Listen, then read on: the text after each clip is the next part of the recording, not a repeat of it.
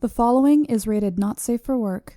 It contains strong language, adult situations, and lots of spoilers. Discretion is advised. In the criminal justice system, cinematic-based offenses are considered especially heinous.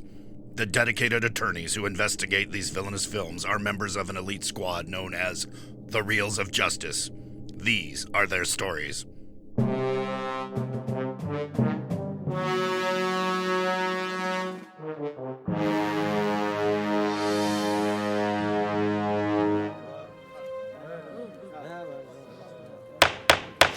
Order, please, order. The Reels of Justice is now in session. Judge Big Ben Haslar presiding. We all rise for the Honorable Judge Haslar. Be seated. Welcome to the Reels of Justice. Today we're in the case of The People versus Babe, a 1995 family movie that follows a young pig named Babe in his adventures on his farm and training to become a sheepdog. Sheep pig. I don't know. For those of you unfamiliar with our court proceedings, we are here to determine if this film is guilty of being a bad movie. As always in this courtroom, films are considered excellent until proven awful, and the burden of proof lies upon the prosecution to prove beyond the shadow of reasonable doubt that this film is guilty.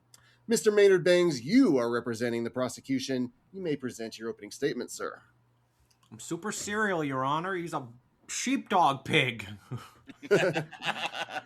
Thank you, Your Honor. I know what you're thinking. It's a children's movie. Why is Big Ben Haslar not prosecuting this? I was thinking that. Good question. He hates children. But unfortunately, I drew the short straw. So I like to start out by saying that this was the worst adaptation of George Orwell's Animal Farm that I've ever seen in my life. The dogs were way too nice, and so was the pig. The horse was about right. And also, no, I don't think Babe is a Christmas movie. So that will not be part of my argumentation today. Despite its prominent Christmas chapter and general themes of togetherishness, because I think there's only one Babe we should be focused on around Christmas time, and I think you know who I mean. Babe Ruth. The only candy bar with the sweet combination of peanuts, caramel, and milk chocolate flavored nougat to keep you going. Next, I'd like to say that I'm not even sure Babe is a children's movie. Does it really promote values that I want to see instilled in my children? Or is it peddling the merits of unsportsmanlike behavior and exposing my precious children to their first feelings of guilt for their carnivorous diet, which the doctors made me get them off of? Turns out they need their roughage. Babe tries to masquerade as a sweet and light-hearted family romp, but it has a dark side, dripping in blood and smeared with milk chocolate-flavored nougat. And I'm here today to kick over this rotten log and expose the anthill beneath for the anthill it really is. And that's one full of ants.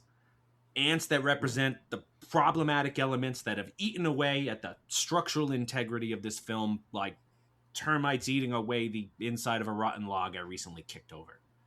The log has problems, is my point. And so does Babe. And I'll prove that here today. Thank you. I'm really not sure I saw the same movie you did, Mr. Prosecutor. Appearing on behalf of the defense, is it Brooks Eason already? Well, Mr. Eason, you may present your opening statement. Thank you very much. I'm not sure I saw the same movie either. There were many animals in this movie. No ants that I recall. I want you to think about this. Chateaubriand, cheeseburgers, lamb chops, fried chicken, veal marsala, pork tenderloin,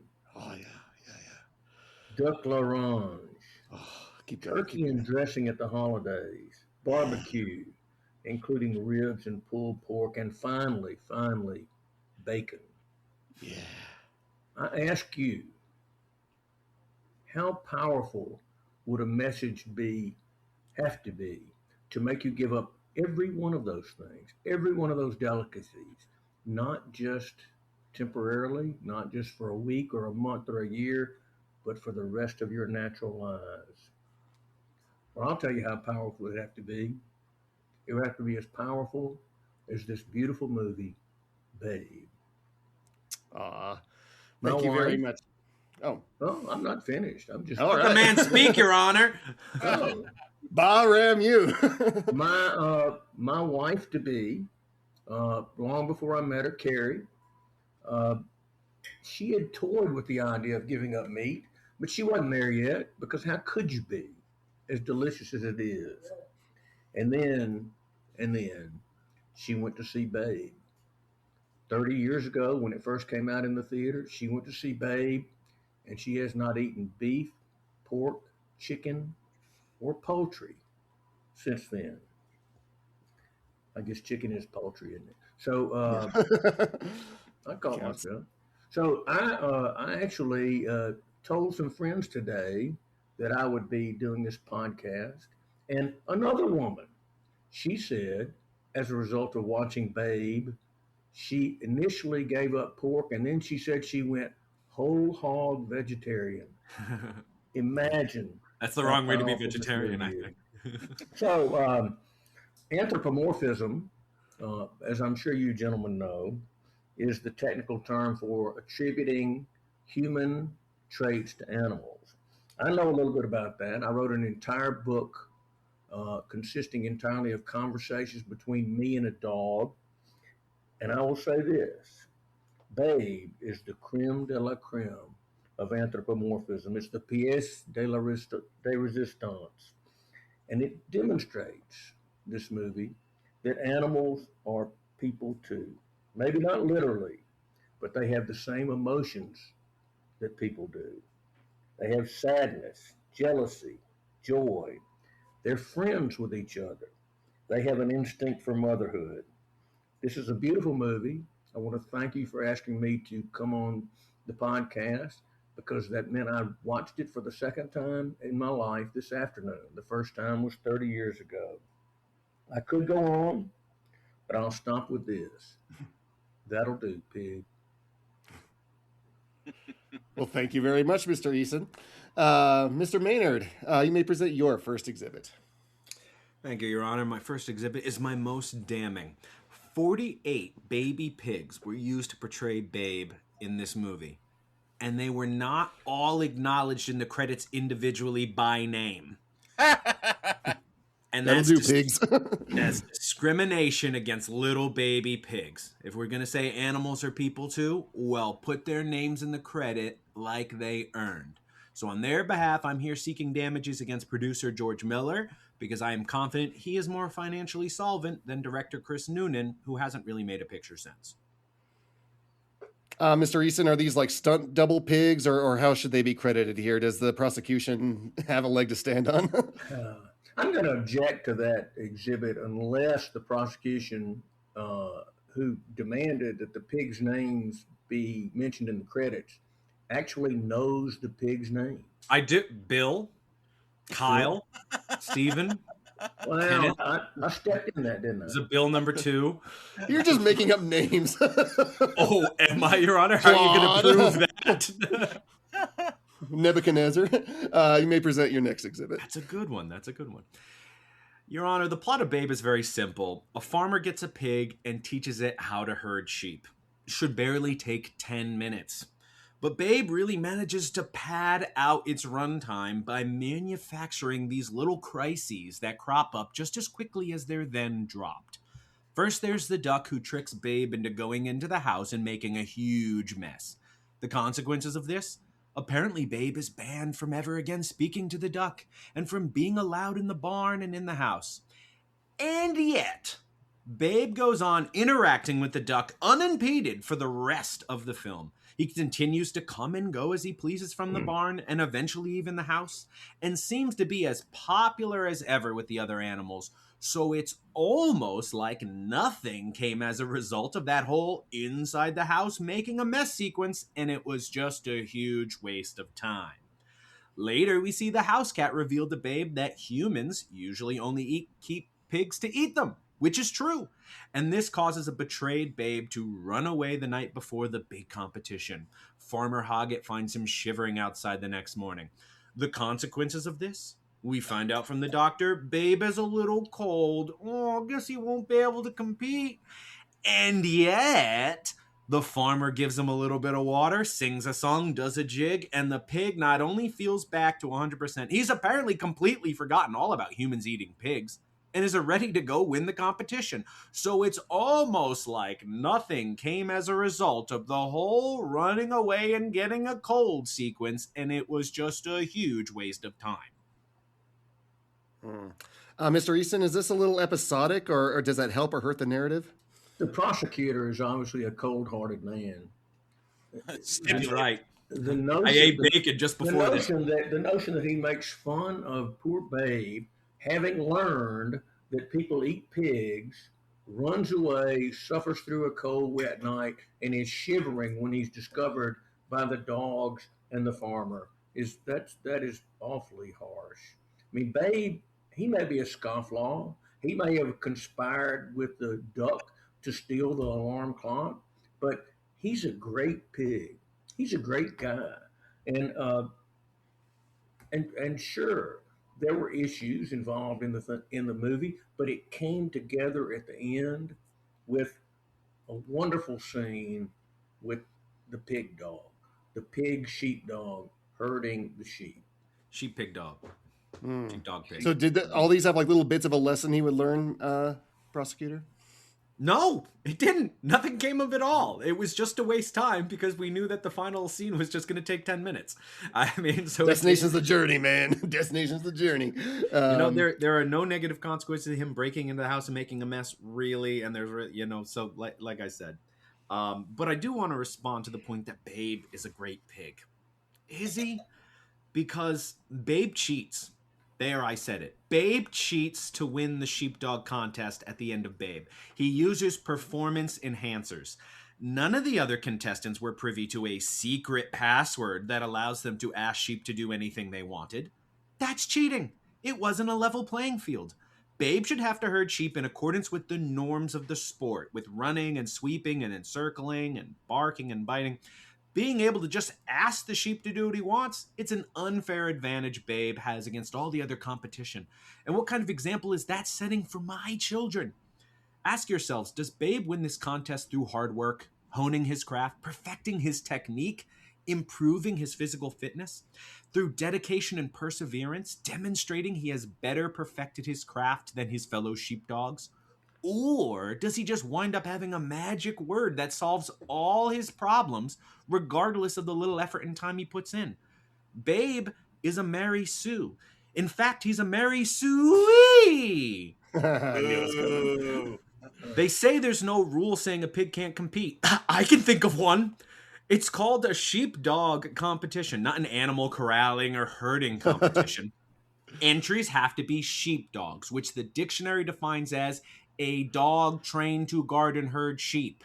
A dog, Your Honor. Babe has no right to take part in this competition at all, let alone exploit an unfair advantage and win the whole thing.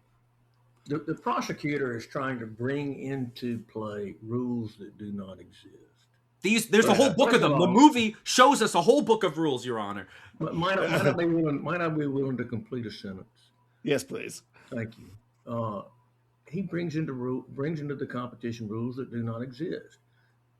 First of all, in the movie, the judges studied the issue and they determined that there was no rule that a dog was required, that pigs could not compete. They wanted to exclude Babe from the competition because they found it to be offensive, but they went by the letter of the law. The letter of the law did not bar pigs, and Babe was allowed to compete. Airbud rules. Yeah, I was going to say the airbug defense. Nor was there any rule against talking to the sheep. Maybe those sheepdogs who were out there exercising and learning to speed around and nip at the sheep's heels, maybe they would have done better if they had done like Babe and learned to persuade the sheep to go where they should go. The fact of the matter is, Babe was a good pig. He was a kind pig. He was kind to the sheep. And he was obviously a very smart pig. And he realized how to win the competition without biting the sheep, without chasing them, but simply encouraging them to do what they should do. A great movie, a great kid.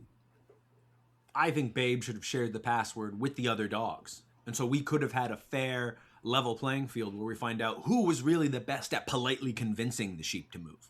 Maybe one of the other dogs was more polite. We didn't know the password. That's a possible argument, but Babe didn't find out the password until he was the last competitor in the competition. That's true. In fact, he didn't find out the password at all. And another character had to go get the password and then bring it to him. Babe couldn't even earn that through like a fetch quest. To get the whole thing put on a silver platter. But you know, that shows the benefit of friendship. He had been a friend to that dog who had not been a friend to him. And at the end, Rex, his name, the jealous male dog, decided he was going to help Babe. And that's what he did. He went back and he found out the password from the sheep, and he shared it with Babe, and Babe won the competition, and the crowd went, wow. Maynard Bangs, do you have any further argumentation? I do, of course. You know, this was filmed in Australia, yet I didn't hear anybody talk with an Australian accent. Did you? Oh, jeez. Babe sounds like Chucky Finster. The dog Rex sounds like Agent Smith. One of the Powerline repairmen said he had a beer and a TV waiting in like a thick Brooklyn accent. They say it's sheep country, but everyone drives on the right side of the road. So, where the hell does this take place? Mr. Eason, should they have filmed The Lord of the Rings in actual Middle Earth or something, or can people do accents? I will say, I'm not going to put up a strong defense here because it seemed to me that it was not set in America, but all of the people spoke American English. So I'm not going to argue that that's not an issue. It's obviously not a big issue. It's a great movie, and their accents, frankly, didn't matter. But sheep country didn't seem like it was going to be in Iowa to me. Prosecutor, any more? Yeah, that's 1 point for me. I agree. We all agree on that one. Now, to close this out, it's well documented that James Cromwell went vegan after working on this movie. So it's not an isolated incident, what happened to your wife-to-be or the other friend that you know. In fact, pork sales plummeted 20% in the U.S. after this movie was released. Really? Yeah. So it's a real punch in the gut to the pork industry, this film, you know, of which a lot of good people rely on making their living. So if you're the type of person who's annoyed by the growing popularity of veganism and vegetarianism in the past 30 years, personally, I don't care what the hell you eat. But if you were the type of person annoyed at the mere existence of a Beyond Burger, I think you could rightly place some of that blame at Babe's feet. Because it certainly lays a heavy guilt trip on its viewers for eating animals. From Ferdinand's fear of being eaten because he's not productive enough, to Babe's feelings of betrayal by Farmer Hoggett that he instantly forgets about. It spins a calculated web of leaf-eater propaganda throughout its runtime. It knows the psychological scarring effect it will have on young viewers to depict an, albeit off-screen, beheading of a poor little duck who happens to be named Rosanna. But then to carve her slow-roasted corpse up on screen for all to see. After having given these animals personalities, showing they can talk and feel in fear, what a terror to depict one's gruesome death. Even though the movie tries to act like it faked you out because it killed off one of the animals we didn't get to really know. And our protagonist is okay. That doesn't lessen the gut-wrenching horror of knowing a sentient being was carried off and slain at the hands of a character that this film depicts as otherwise gentle and kind. I mean, what kind of movie is this for my children, Your Honor? And with that, the prosecution rests. Thank you, Mr. Prosecutor. Mr. Eason, did this push you to be vegetarian at all? You mentioned your wife and friend. She's brought it up again just today, in fact. Little gentle prodding. Yeah, you know, and I wouldn't say this was a punch in the gut to the pork industry. Maybe more like a punch in the loin or a punch in the chop. But I understand the effect it had, and frankly, we are going to this awards banquet. My wife carries a big deal at the Jackson Yacht Club. she's a board member. She's the social chair. I just sit here at home and do podcasts. And so You got it figured out. so we're going to this to this awards dinner in a few weeks, and she told me after I watched Babe this afternoon and before the podcast began that the meal options were panade redfish and a bone-in pork chop. I went with the redfish. Because fish are basically bugs, right? They're not sentient. Yeah, are fish not cute enough? Are they not cuddly enough? I suppose. I eat everything. I saw a little documentary called Finding Nemo, and it seemed like fish were pretty loving and Did that do a dent into the shrimp industry or something? So I wrote on Facebook today that I was doing this podcast and that Carrie had become a pescatarian, not vegetarian, as a result of watching Babe. And I said, we eat a lot of shrimp, we eat a lot of fish, and I'm going to make sure she never watches Finding Nemo. Good for you. Well, it's not on trial here, so that will be another day if we decide. Mr. Eason, did you have any further arguments in support of Babe? Sure, a couple of things. One is, I had not seen the movie in 30 years since it came. I'm pretty sure I saw it in the theater. I mean, how else would I have seen it 30 years ago?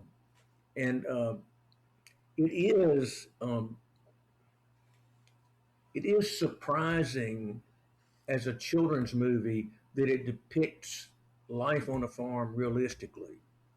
Animals get eaten, puppies get given away.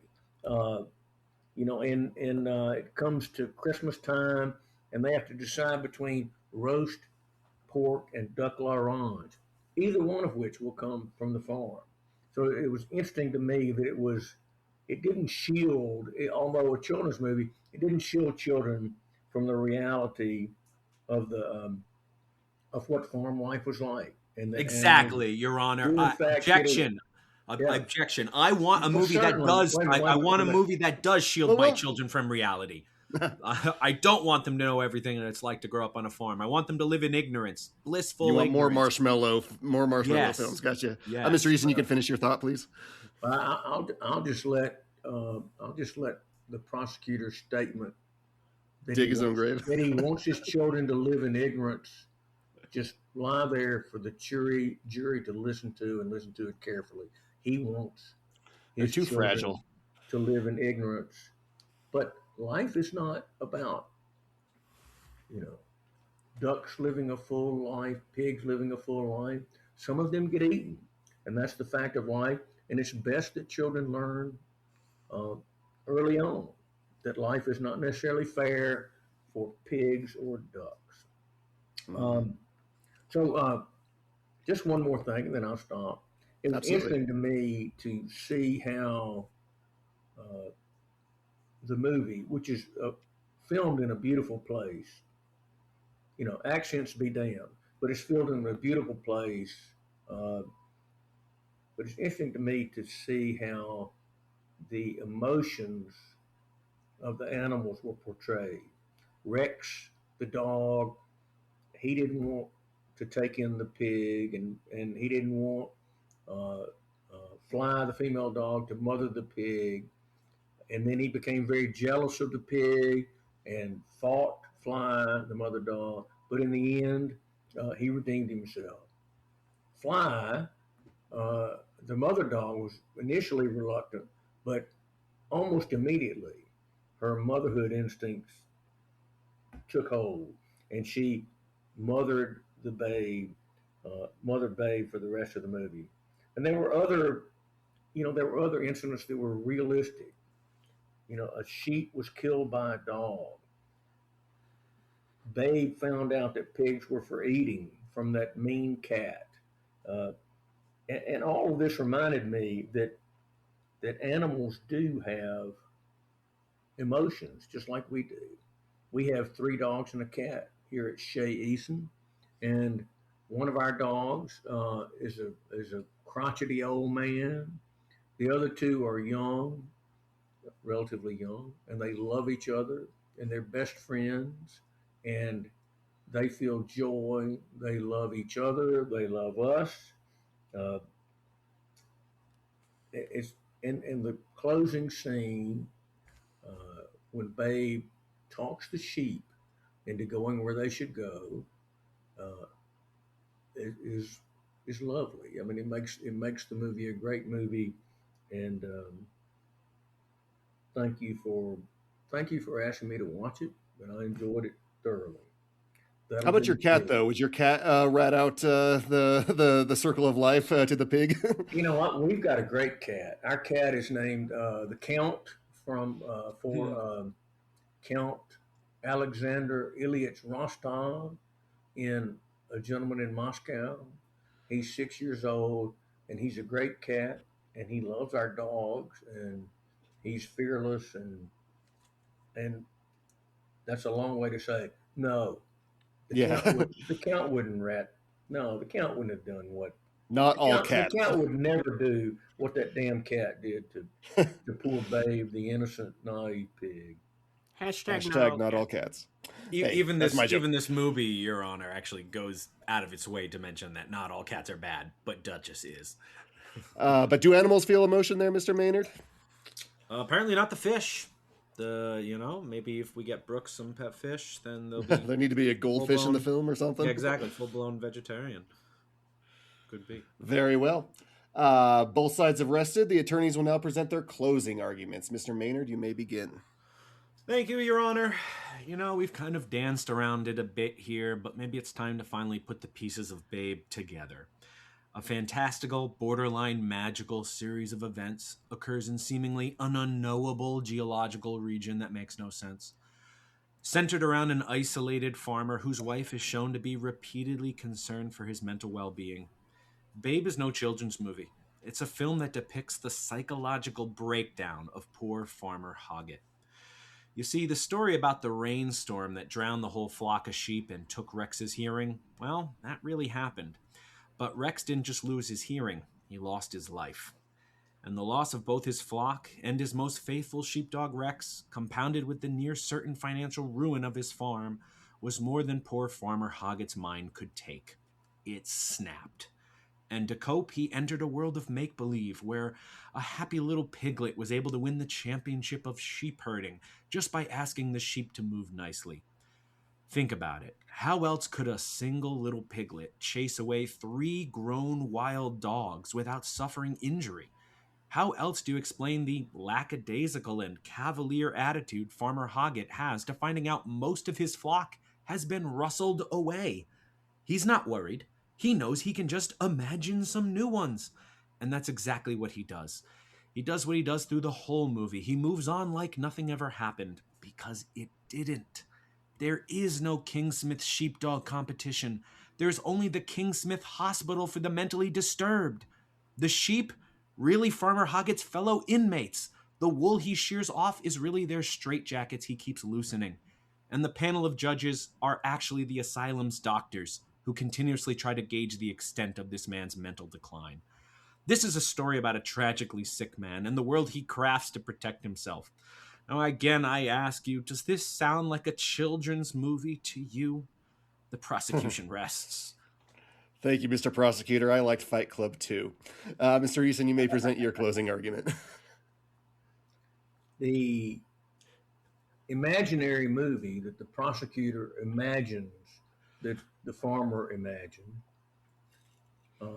is not the movie we saw.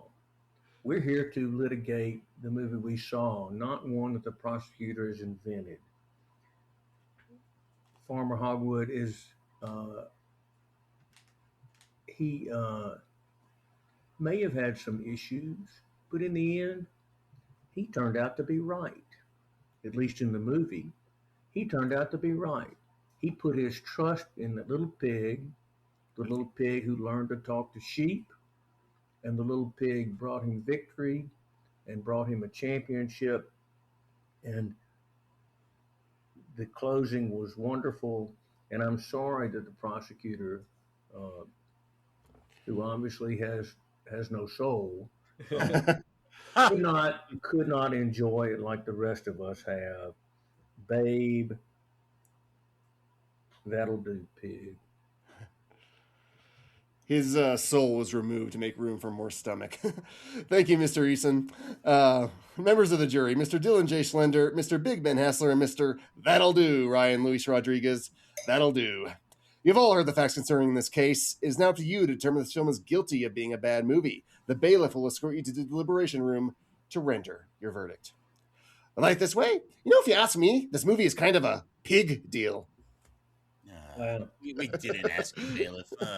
That's why we don't. All right, gentlemen. Babe, 1995. Pretty interesting movie. What were you making of the cases there, Ryan? What did you hear? Well, first of all, I was more than thrilled that Brooks redeemed himself for Forrest Gump. I'm glad that he chose a movie that is actually good. We can all actually love. Forrest Gump's okay. I was just bummed out that we weren't doing Babe, Pig in the City, because that movie fucking rules. But that's for another case, for another time, some other day.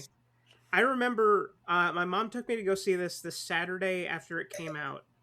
And we were so affected by the movie and just like, how could they treat animals like this? And it was, I was a 9-year-old, so, processing things was kind of difficult, especially being neurodivergent. And then we were wondering what we could get for lunch that day, and we couldn't find anywhere, so we went to Johnny Rockets and got cheeseburgers. Delicious. So apparently we were not too affected by the film to not become vegetarians.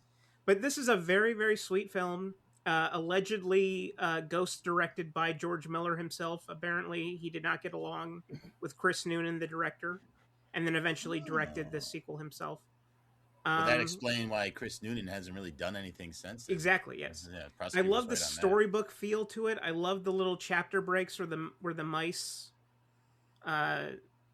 announce the title of the chapter. Yeah. It's so sweet. This movie is... And this is based on a book, right? Yeah, it is. It's based on a children's book. Based on Animal Farm, I believe. Yes, said. right. No, it's not. Right. Not good. No, not but this movie's fucking Something adorable. like that. I love this movie. All right, Big Ben. Yeah, I kind of gleaned that it was based on a book too. So that sort of episodic nature, that didn't really bother me. Those sort of chapter breaks did make it feel like, oh yeah, this is just one short little story we would tell our kid before bedtime, and then the next is another short little story we would tell our kid before bedtime. I've been pescatarian for a while. I wouldn't say that these kind of films influence me. I did it more for health reasons, but I do think the meat industry is kind of one of cruelty. And so when you see a film like this, it just kind of there is something to be said for if at least you're going to harvest it, you should at least harvest it as compassionately as you can, because these animals do kind of have feelings and souls to them. I would agree with that point. You think animals have souls? I don't think any of us have souls. I don't think anything awaits us in the afterlife. But if any of us were to have a soul, the animals there have is an afterlife. It just does. There's nothing waiting for you, is what you're saying. Yeah, there is something after life, but that may be nothing. It's called worms. So I want to jump in right there, because the prosecution actually had a point, but they got the antagonisms absolutely backwards, where he said, if you're the kind of person who's bothered by the rise in veganism, but this is actually more so the vegetarian vegan message being bothered by the omnivores out there. That's the whole point of the movie and the statements you just made, Ben. So I think and then he talks about, I want my kids to live in a world of ignorance. This is the ignorant version, because the fact of the matter is animals don't talk and they don't feel the way humans do. They feel, maybe not the way, but they feel. No, but not like we saw in this. They're not talking and conspiring. So this is the ignorant version. So it's a shame that the prosecution got everything exactly backwards. I don't know about that, because it does depict both sides, right? They are eating animals here, and that was one of the exhibits the defense made. Is it isn't a marshmallow land. These animals do die, and people do consume them. It is. Yeah, no, exactly. It's a farm, but you shouldn't. The idea that you're supposed to feel bad about it is that was Susie. No. I think if you're kind of predisposed that way, it might push you in that direction. And that's what I'm saying. The emotional manipulation is all in that one direction. That's the point. And animals don't actually behave like this in real life. So that is fantasy. That you know of. You speak sheep, Mr. Slender. Do you know how many Haws are in Bahram? Well, and then I want to get to the next point, because again, the prosecution was onto something, but unfortunately, them being so facetious let it get in the way. Is that Babe really does not develop? He is given a cheat code to win this. So, like, what is the lesson we're supposed to take away from there? It's because fundamental decency. But Yeah, Babe, he was friends with the dogs and the but he's sheep, and that. But he's ultimately not friends with those sheep at the final corralling. He's not. He could be. Give him time. He was friends with sheep kind, and that's what got him the password. No, it's a competition, though.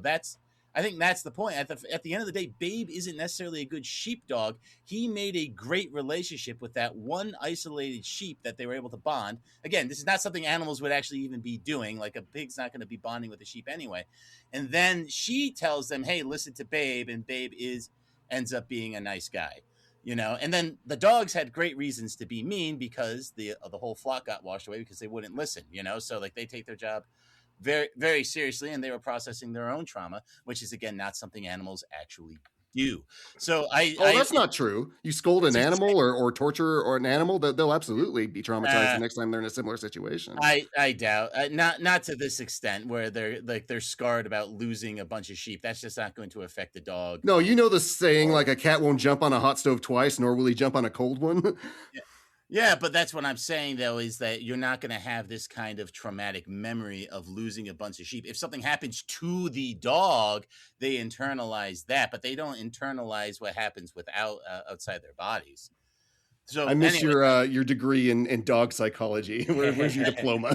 Hey, I actually just read an excellent book who's going to a future guest of the show that actually talks a lot about animal psychology. So trust me, if this was about elephants, dolphins, and horses, I'd be more inclined to believe it. Herd animals have much better capacity for language, but that's a story for another time. So anyway, yeah, it's a shame, because I think there was a real case here. It's just everything was backwards and facetious. So yeah, and that judge was very, very biased towards the prosecutor. No, the judge wasn't fair. Fine, had to keep things moving. That's just the nature of the beast. Stupid judge. I say we start locking things in. Ryan Luis Rodriguez? I'm safe in saying this is a not guilty film. All right. With the stipulation that you think Babe Pig in the City is better. Babe Pig in the City is a half a star better, and therefore almost 5 stars. So yeah, I've not seen that. I need to see that. You need to see it. It's great, Brooks. It's great. All right, we'll have to put that on. It's not like Gremlins 2, is it? Where they're in the city. No, but it is weird in a way that Gremlins 2 is, but not that meta. Okay, great. Yeah, this is the first time I've seen this movie. I didn't see it as a kid. I had no childhood. I didn't see the Muppets or the Christmas specials either. I didn't mind it. I think I might have enjoyed it more had I grown up with it. But for what it is, yeah, I enjoyed it. And I think the defender was able to deflect most of what the prosecutor shot at them, and made some exhibits of his own about how animals feel and how this isn't a marshmallow film. So yeah, I'm saying not guilty. It all comes down to me. Honestly, I did not enjoy this as much as I did when I was a kid. It probably is the first time I'd seen it since it was contemporary. Probably last time in like '96, realistically. And I do think there's a lot of deficiencies here. There's a lot of weakness, but at the end of the day, we didn't hear it, and I do think the defense did a good job rebutting the points that were brought up. So I am forced to vote not guilty. Let's go out there and tell that very handsome judge. I know that never happens. Yeah, I sucked after the judges. That was smart. It was.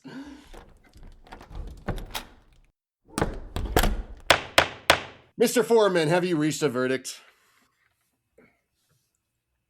That's you. Mr. Foreman. We have, Your Honor. Did you guys not hear me before? No.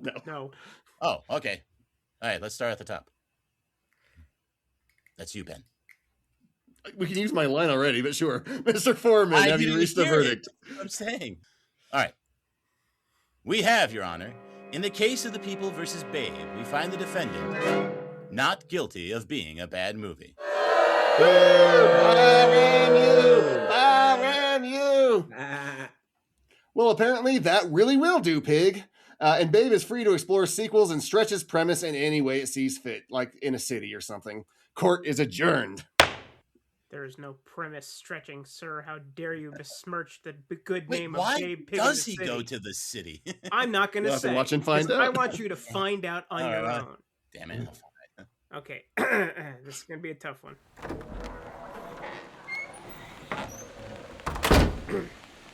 This is Shouty Shouterson reporting to you live from outside a different courthouse, but because I can't modulate the volume of my voice, you can hear me all the way at the Reels of Justice. My wife tried to send me to a doctor to take care of it, but they don't take my insurance, those pricks.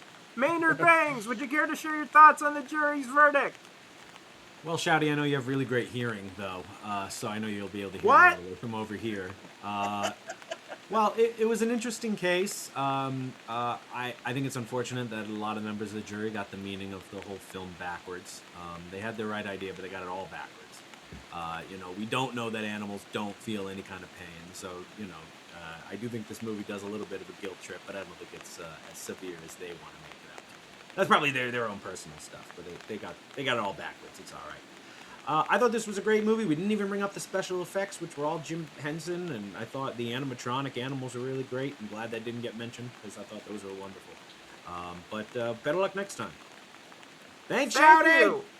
And here comes Brooks Eason. You really took the easy way out on this one. Excuse me, can we get a word on how you feel about today's verdict, and make sure to speak up? The Eason way. I feel quite gratified that my client was vindicated before the rule of law, an impartial jury, and I'll be adding this to my resume. As I think Dylan may know, as of yesterday, I no longer have a license to practice law. I'm Oh no, he's grounds to appeal. I no longer have a practice law, and somebody asked me if I could do this tonight. And I said, well, you don't have to be a lawyer to play a lawyer on a show. This is my encore career, winning podcast on behalf of deserving movies, including this one, Babe. Thank you very much. That's all we have from the courthouse today, or at least your courthouse. Go back to the studio for post-trial analysis. I'll try to see what other cases are being litigated at the courthouse that I'm at. I heard something about tax evasion, which is awkward for me because I've been indicted on similar charges. Shouty makes us take a walk. And very good lungs. No, very, very good, Mr. Brooks. Very, very fun case. Yeah, that was a fun. That's a gem of a movie. Yeah, it was very sweet. It got a bunch of Oscar nominations too, so probably one of our heaviest lifts. Is it really? Was it really ghost directed though? Like I didn't see any. Where's that coming from from? what I've heard the in DVD, interviews, the commentary is from George Miller and not Miller had been working on the project for like 10 years and like really was the one driving selected it. Chris Noonan, and apparently they did not get along. And they didn't. And I know that one thing Miller said in the interview is that the entire movie was put on a silver platter for Chris. So the ghost directing thing might be true. He might have, literally said, point the camera, do this, do that, which might have been why they didn't get along. It's a real Poltergeist, Steven Spielberg, Toby Hooper situation. Yeah, I'd love to see a crossover with Mad Max. All the George. Well, that's Furious a bomb. That's never. What story came out first though? It's Charlotte's Web or Charlotte's Web. Okay, Charlotte's Web. Yeah, because Babe's in '82, and the book is really not that Charlotte's much different. Web animated in '73, so the book has to be at least a couple years older than that. Oh, absolutely. Yeah, I didn't know. No, the Babe book is like '82. Okay. So, but constantly was waiting for like the rat to show up, and so I'm like, wait, no, I think that might be Charlotte's Web. Yeah, it's very similar. Templeton, yeah. Every fair is a Sparks. Except there's no Rex. The dog Rex was not in the book at all, but is only in the movie. But cool case. So Brooks, what's been keeping you busy? What do you do when you're not here defending Babe? So as Dylan knows, and I'll let him talk about this because I have a new novel out. I Remember Everything, which is, I think, my best book. It seems to be from the reviews.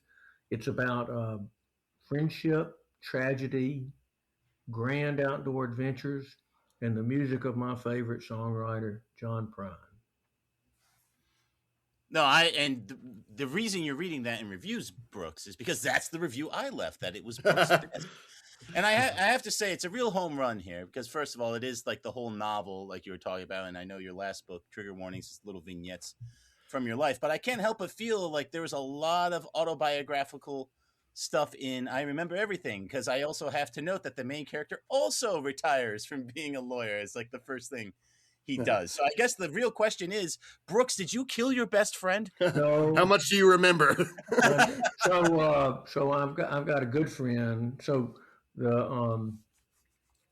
the book begins with the newly elected president of the Mississippi Bar Association giving a speech at his investiture banquet, and then on the way home, he hits and kills a man on a bicycle, and at his wife's insistence, because he's had a few drinks. It wasn't his fault, but he's had a few drinks. At his wife's insistence, he flees the scene, and he finds out the next day that the man he killed was his best friend. And so that's the beginning of the book. And there is a lot of autobiography in this, because nearly all of the outdoor adventures these two guys who are best friends, Sam Thompson and Jeff Freeman, take are places I've been all over the country. So I've got a good friend who's a former president of the Mississippi Bar, and I asked him, did you, while you were president of the bar, did you kill a man? And he said, not that I recall. I've never been convicted. No. I know what you did last Mississippi Bar Association banquet night. No, I like that, because when you're telling the stories, like, because it's him, he remembers everything, right? So he's recalling it. You kind of start piecing together clues, and the ending ends up being pretty satisfying. It's like, hey, you really wrapped it all up. I really like that, and it all made sense. And I was like, okay, that's kind of cool, So it was definitely, I've been reading a lot of murder mysteries, and this isn't it's not a murder mystery per se, but that small mysterious element for, like, how did this all shake down? And then I think you brought it together really well. So I really appreciated that. Thank you. So I read the whole thing in a day. I never read books in a day. I read too slow. If I could read as fast. Well, how many pages? No problem. I read it on the Kindle. I don't know. I think it's not long, 230 pages. Oh, okay. No, it's decent, but not, yeah. So all of you guys are a good bit younger than I am, and maybe you don't know and love John Prine's music like I do, but I strongly suggest that you get to know it if you don't. Just send some vinyl records Schlenzo's way. And So I Remember Everything, the title of the book, was the title of John's very last song, recorded in 2019. He died of COVID in April 2020. Oh, wow. That was one of the first things I did. I looked him up. It's like, is this some guy that Brooks made up, or is he real? It's like, oh, he's a real dude. So I definitely have to listen to a few tracks. So when was he big? In the 90s?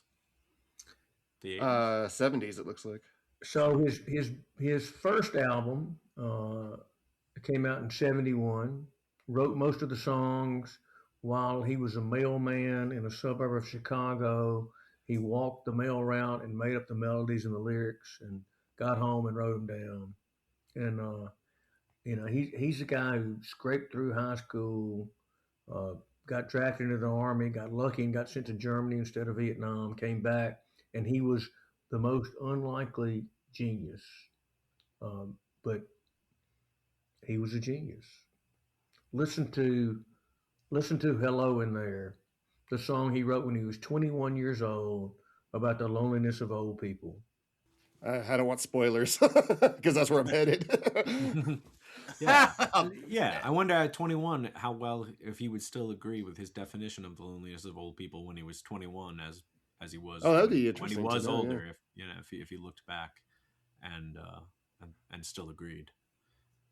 Well, he would remember everything, so he could say. I guess that is a good point. Brooks, where do you like people picking up this book? It is good. You like it through Amazon, through Barnes & Noble? Do you have a website yourself they should get it? All of the above. The title of the book is I Remember Everything. It's on Amazon. My website is brookseason.com. No period between the Brooks and the Eason. You can get it most anywhere. The response has been very gratifying, and I think it's my best book. Yeah, that's what I heard. Dylan's Best- read more than one of mine. Best book so far. I don't know. Trigger Yeah, best Warnings book, has some yes, really funny stories in it. Like We Don't Shoot the Clerks. That cracks me up. But what's your next book going to be, Brooks, now that you don't have to worry about being a fancy lawyer anymore? Yeah, I was never fancy, but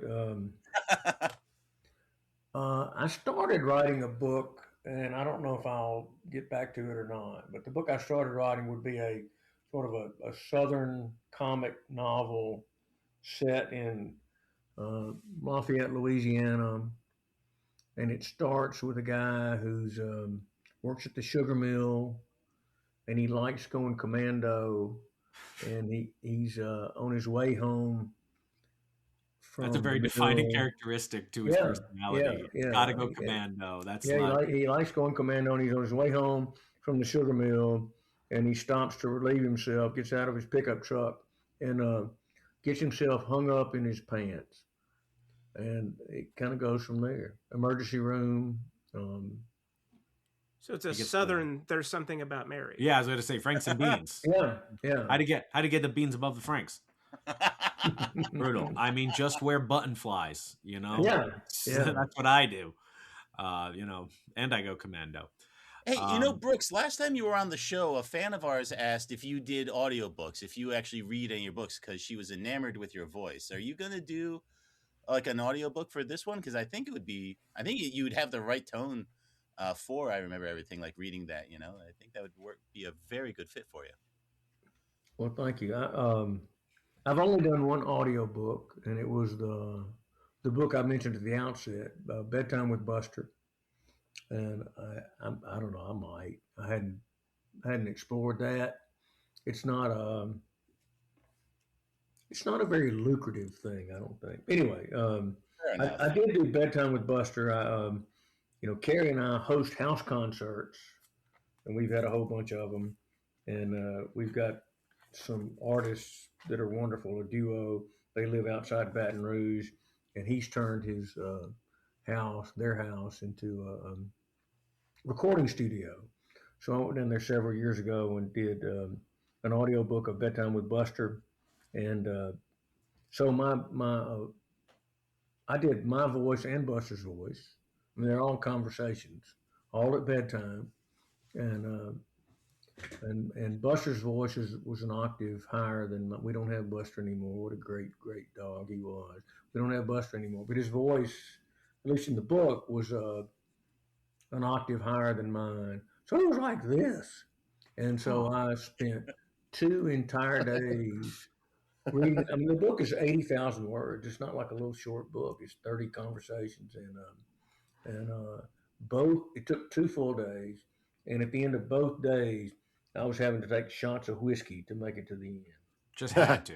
It'd be fun to just like walk by as you're doing that and just like, what's going on in there? Yeah. Like if you didn't know you're doing a book.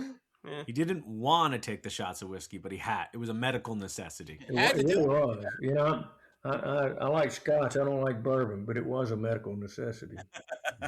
Really dove on the grenade there. Awesome. So we'll check out brookseason.com for all the books, and you can check out everything else on Amazon as well. Now, we always ask for recommendations from our guests for movies that you think people should see. So, Brooks, what is a movie you think people should see? Okay.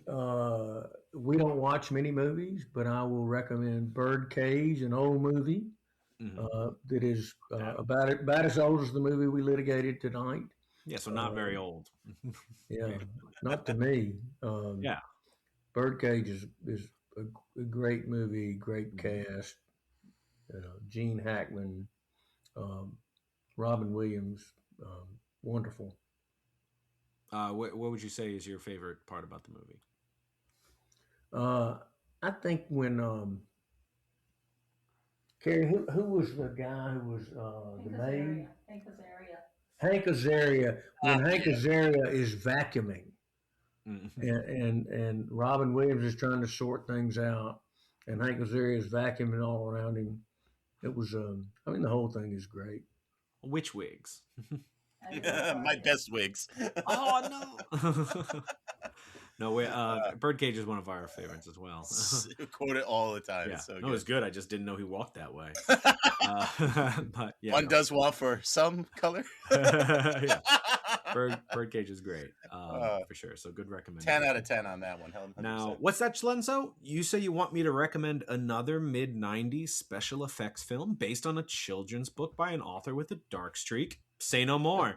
Because Sounds like I'm something I'd say. recommending 1996's James and the Giant Peach. Oh, Based on a Roald Dahl book, it follows a young orphan boy who escapes his domineering aunts in an enormous hollowed-out tree fruit with a crew of oversized insects. I can't believe this one hasn't been recommended yet, considering it's made with stop motion special effects, and this court has always had its balls all over stop motion. This is another directed by Henry Selick and produced by Tim Burton, the duo who brought us A Nightmare Before Christmas. And you can even see a little nod to Nightmare with a cameo of Jack Skellington, or at least his identical twin, And as Donald a pirate Duck. captain. Unlike Nightmare, however, Selick decided to go with a mix of live-action sequences alongside the stop-motion to cut down on costs. A gambit that didn't pay off, as this film failed at the box office. It did? Yeah, you got to spend money to make money. yeah. Sorry, Henry. The concept does create a sort of Wizard of Oz Elseworld type of effect that I like, which works well to support the notion that a lot of the film may be happening in James' head or in his dreams, a lot like Babe. However, it's just not executed well enough, and this would be young Paul Terry's only film appearance before giving up acting for good. And fun fact, Miriam Margolyes, who voiced Ma the sheep in today's film, also lends her voice to Mrs. Glowworm here, as well as appearing as the live-action Aunt Sponge. If you want to check it out, James and the Giant Peach is currently streaming on Disney Plus, and stay tuned to find out which of us is the first to recommend Monkey Bone. Will it be Ryan? Is it on Tubi? Yeah, it might as well be. I was going to say. Big Bun, what have you got for us? In today's case, the pigs, sheeps, and dogs all had their day. But what about the tigers and dragons? Fortunately, in my walk commendation, since I didn't get to watch nearly as many Chinese films as I wanted to last year, they'll have their time. Well, not really. The tigers and the dragons are symbolic. But that doesn't make the film any less worth watching. Being a wuxia film that absolutely exploded in 2000, almost everyone has at least heard of it. But if you've never seen it, or if it's been a long while, let this be your sign to go check it out. In a small rural valley where I grew up, there wasn't really much representation for Asian culture. Like, there was only one Chinese restaurant in the 8,000-mile enclosed desert, and even Taco Bell was considered something of an exotic luxury that people would drive 2.5 hours for. So while this film did make it to my rural little habitat, I do remember it being very derided there. Mostly the double jumping. They never saw Jason Statham do no double jumps on air currents, even if he did walk away from exploding buildings without being thrown clear. You know, it's just different tropes for different folks. This movie is excellent, with the powerhouse actors of Chow Yun-fat and Real's favorite actress Michelle Yeoh, but central to the narrative is Jang Zi's character, who is the object of control and desire for all the other characters in the film, be it wanting her to be a pawn or a student or a lover, so on and so on. Any path would result in someone exerting control over her destiny, and she is so desired because of her exceptional beauty and exceptional skill as a martial artist. The film is filled with pulse-pounding fights. The one between Z and Yeoh in particular is a standout. It has haunting music, somber tones, and that hype was real, folks. That hype was real. You didn't say the name of the movie, Ben. Oh, Crouching Tiger, Hidden Dragon. Did I cut There you out? go. No, you just said that the animals were symbolic. Oh, yeah. I can't I thought help it was but obvious. wonder. You got too excited. I can't help but wonder, Ben, if those people that you were saying deriding the film would say something like "walkamentation." I know. I might change it for the next one. Yeah. Everyone's got. I would think that walks are pretty prevalent everywhere, though, right? Yeah, walks of Chinese life. Yeah. cuisine. There are I many didn't think it walks was- of life. You're right. Ryan, what have you got Walk for us? are you talking about? My Reco Treco Hecko Bendation this week I'm is okay a with that. Korean masterpiece from one of the greats, Park Chan-wook, 2025's No Other Choice. The film follows the blackly comedic exploits of a recently fired employee at a paper mill named Min Soo as the industry begins to axe employees to retain their profits, who decides that Whoa. We're in a parallel universe. Whoa. who decides that the only way to get back in the industry is to assess his competition for his old job and kill them one by one. It is genuinely impressive how hard it is to see what's coming next, how his potential victims begin to bring out his humanity even after he's gone off the deep end. And it's in that way, it's vintage Chan-wook. I love the use of his cross dissolves and a camera that never stops moving, but never arbitrarily. It's just pushing the tension further. But my favorite thing about the film is the surprising amount of times that the title showed up in the dialogue, always with a different meaning or a connotation. Easily in my top 10 of last year, this was South Korea's entry for the 2026 Academy Awards, and I know who I'm voting for. Not that I have the right to do so. No other choice is currently in theaters, but since the Neon release, it'll probably be on Hulu soon, but I've got my fingers crossed we'll get a Criterion 4K disc. So they're always saying, like, I have no other choice, or there is no other choice. Right. Yeah, you're gonna have to watch That's it on awesome. Hulu. I want to see this movie. You have to watch it on Hulu. There is no other choice. Ooh. Maybe why don't you send us on home? Have one last choice for our viewers. That is to say, our listeners out there. Unless you're watching it on YouTube and you just see our logo. Anywho, Maynard, as long as they are making movies, they'll be making movies no one asked for.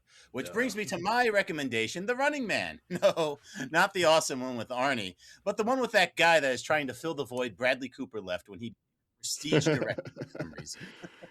There is simply no reason for this movie to exist. It is not interesting, it is not well acted, and it's not even fun. I will give it credit for taking off right away, but that initial spurt of momentum dies out so fast, you'll be checking your phone, your watch, your loved ones for a pulse, more than you will care about this utterly, utterly plain action movie. Now, if it could deliver on the thrills, chills, and kills like ROJ's favorite action director, James Bam Bam Bamford, I would be singing a different tune. Alas, this is the future we are stuck with, and I dare say we will soon see a show that will pay out money you can avoid seeing bad movies for a month. A game I would hate to lose, but it would be impossible to win. Streaming on Paramount Plus, but just go ahead and pay the $25 to get the digital copy. I don't think you get to name this podcast's favorite director. I mean, favorite action director. I mean, still, that's still the same. J. Lee problem, Thompson. J. Lee Thompson is the most recommended director. J. Lee Thompson's our favorite overall. No, it's your favorite. Ours? Yeah, exactly. That's what I'm saying. Favorite action There's no director. hour. You didn't even vote for me. Yes, yeah, absolutely. Our favorite action director Not is James Bam Bam Bam. No, he made good episodes of Arrow, but no, Dylan, no. I'm sorry. I've already said it. It's in the recommendation. But even the trailer. Who's editing? We could take this out. even the trailer looked boring, right? I mean, oh god, right? They don't have any of the they don't have Dynamo and Fireball and any of the cool none of the personality. The hunters, or Jesse none Ventura. of the life. There were the hunters in the movie, but they just but they're very generic. I mean, there's some guy with a helmet that I saw, right? He was like some Spec Ops guy with like a balaclava. Yeah, he looks like a bad GI. Anyway, coming to a case soon, a trial soon. I don't want to watch it again. Ooh, I hope someone does it so Schlender will have to watch it again. But at least then I get to prosecute it. Now, viewers, you can listen to that and take it as the truth. None of this bullshit about James Bamford. Yeah. Poor Bamford. He's only had nice things to say. Poor guy. He's only working constantly. Yeah, I like Bam Bam Bamford, but he's only doing 3 movies a year, Ryan. We have to support him. But with that, we are all at a show, but we want to thank our guest, Brooks Eason, for joining us. Thank you so much, Brooks. Thank you. Fun time. Yeah, we're going to have you back very soon. You just got to write another book, Yep. So any day now. I think that someone's on the right way. I think we've mentioned audiobooks to you too before, so I feel like we have had that conversation before. So I'm sure it'll happen. It just comes up every time you're on the show. People buy audiobooks. You'll get a free one if you buy a book. We look forward to having Brooks back, and we hope everyone else will join us as well as the reels of justice keep turning. Count it. You see, because he's a pig and he's in the city. So pig in the city. Oh, okay. Please follow us on Twitter at Reels of Justice, Instagram Reels of Justice, and Facebook.com/Reels of Justice.